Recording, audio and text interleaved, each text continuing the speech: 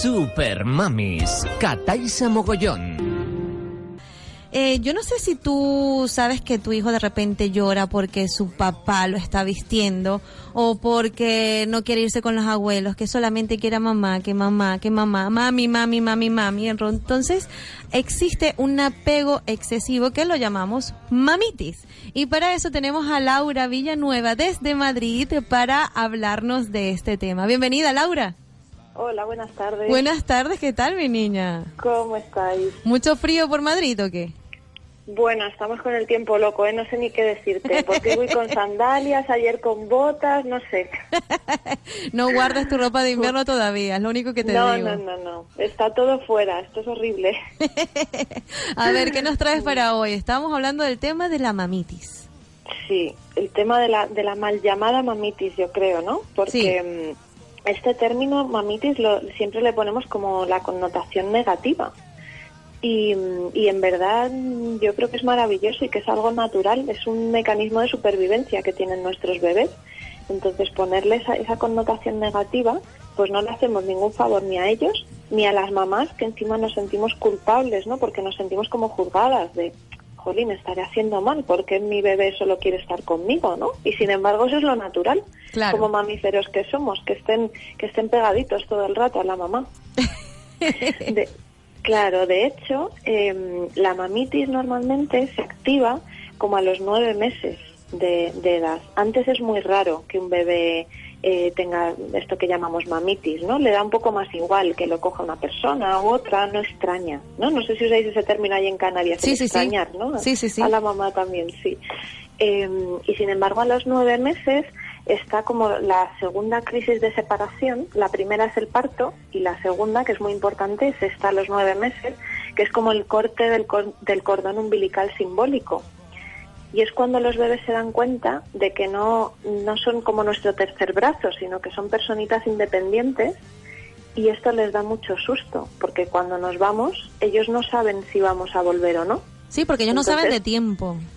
Claro, ellos no ubican. Entonces, cuando nosotros desaparecemos, es horrible, porque hemos desaparecido de verdad. Es como si nos hubiéramos desintegrado. Entonces, esto que hacen ellos de llorar cuando no nos ven o cuando les soltamos de los brazos para dárselos pues a la abuela o a quien sea, les genera mucha ansiedad, ¿no? Se llama, de hecho, ansiedad de separación, pero es un mecanismo de defensa que ellos tienen. Es la manera de reclamar a mamá. Y de hecho, las mamás que siguen dando el pecho con estas edades, es como que el pecho se activa cuando el bebé llora, incluso sale leche, ¿no? Porque es la manera en que conectan con la mamá de una manera muy, muy biológica, muy visceral, ¿no? Es una llamada de ayuda. Sí.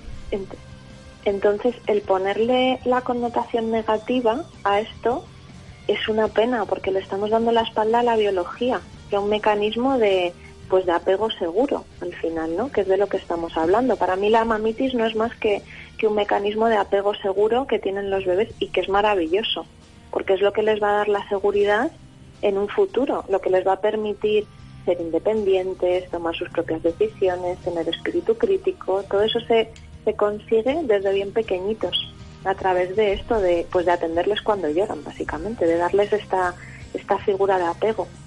Vale, y ese apego excesivo, porque claro, vamos a hablar también, o sea, estamos hablando de lo natural y lo normal, pero la mamitis o la mal llamada mamitis es un apego excesivo también, o sea, ¿hasta qué punto es sano ese apego? ¿O hasta qué punto empieza a ser, no empieza a ser tan bueno? Vale, el momento en el que podemos empezar a lo mejor a decir, a lo mejor esto ya no es tan sano, es a partir de los 3 años. Antes de los 3 años no hay apego excesivo, eso no existe. O sea, yo entiendo que la mamá esté cansada, agotada, que sea horrible tener al niño en brazos todo el día porque te agotas. Pero no es patológico eso, ni es malo, eso es lo natural. Ok, y si de repente tu madre o tu tía o una amiga dice, ay, pero por favor, es que lo estás malcriando, solamente quiere estar contigo. En ese caso, ¿qué se le podría decir a ese familiar o a esa persona que tienes al lado? Dice, es que no es patológico, es normal.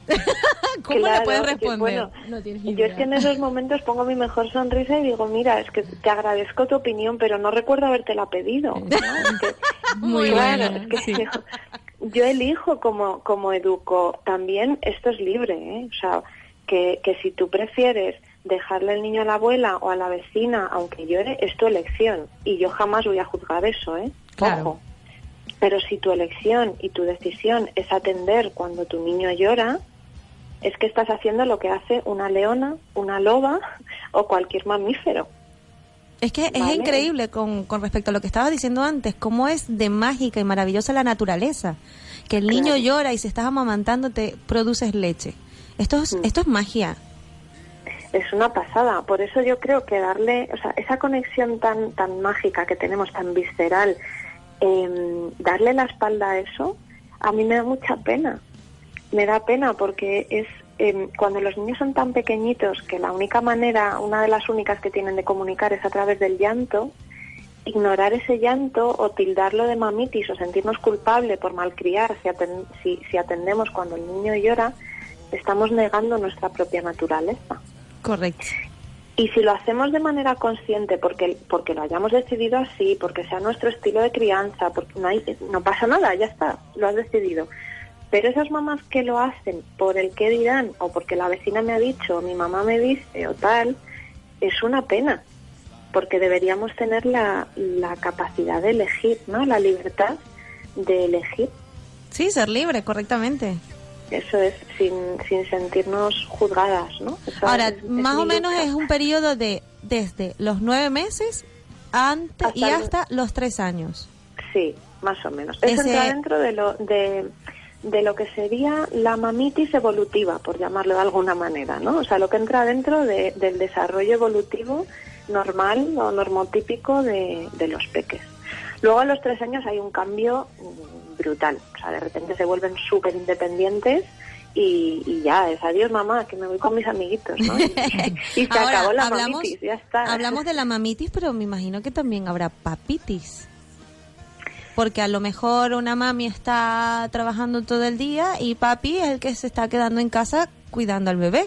Y entonces se forma ese vínculo más con el papi. O las familias monoparentales que está solo el papi criando a este niño o esta niña. Eso es. O sea, yo cuando hablo de mamá hablo de la figura materna de referencia, que no tiene por qué ser una mujer ni tiene por qué ser mamá. ¿Vale? De la persona de referencia, o sea, la que hace las funciones de madre, tal y como entendemos dentro de la cultura clásica, por entendernos de alguna manera. Pero efectivamente puede ser el papá o en parejas homosexuales, pues, o sea, el que esté ejerciendo, la persona que esté ejerciendo de mamá, esa. Perfecto, es que hay que dejarlo muy claro porque a veces los radioyentes pues dicen, oye, solamente mamá, mamá, mamá, ¿y dónde está el padre? Por ejemplo. Claro. O abuelitis, porque también los padres pueden irse todo el día y crean un apego con la abuela o el abuelo alucinante. Lo que pasa es que yo aquí distinguiría, o sea, mientras haya, si está tomando el pecho natural, por mucho que pase, o sea, con la lactancia materna, por mucho tiempo que pase con la abuela o con el abuelo o con el papá, ahí es la biología. O sea, si el bebé llora, el pecho se activa. ¿Me explico? Sí, sí. Una vez que la lactancia disminuye o cuando van siendo a partir de los 9 meses, ya sí que se pueden crear vínculos igualmente fuertes con otras personas. Pero habiendo lactancia materna hasta los 9 meses es mamá, mamá, mamá y mamá. Si no hay lactancia es otra historia. Claro, es diferente. ¿Vale? Yo por lo menos en mi caso no doy pecho. Uh-huh. Entonces, ese vínculo yo lo tengo con él, pero estoy segura que él mira, bueno, él escucha a su padre y se vuelve loco, el bebé. Claro. Es que el dar vive también abre otras muchas posibilidades, ¿no? Si cada vez le da el vive uno, o si es algo que hacéis de manera más compartida, ¿no? Más repartida. Sí, pues por claro, ejemplo, aquí con nosotros en el estudio está una mami adoptiva. Y su bebé lo tuvo desde los 9 mesecitos. En tu caso, ¿hubo mamitis o papitis? Bueno, Dani hoy en día es más apegado a mí que al papá, ¿no?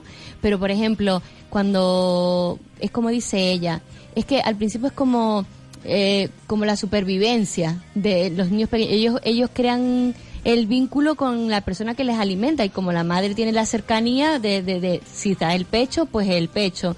Y cuando ya pasa ese tiempo de lactancia, si por ejemplo le das biberón, como fue mi caso, aunque el niño ya tenía 9 meses, pero sí es como el que le alimenta, es como el que primero que crea el vínculo. No sé por qué, quizás no sé, supervivencia, como somos mamíferos, claro. Pues me imagino que ese caso será así. Dani lo alimentaba yo y lo alimentaba el padre, pero le vino un poquito, digamos, más ese término de mamitis después de los 3 años. Él es inteligente. Ahí ya funciona la inteligencia, sí. Dice, mami. Sí. Pues qué bonita la adopción, ¿no? Qué estupendo. A mí me gustaría ser mamá de acogida, de aquí a no mucho. Estoy encantada con eso.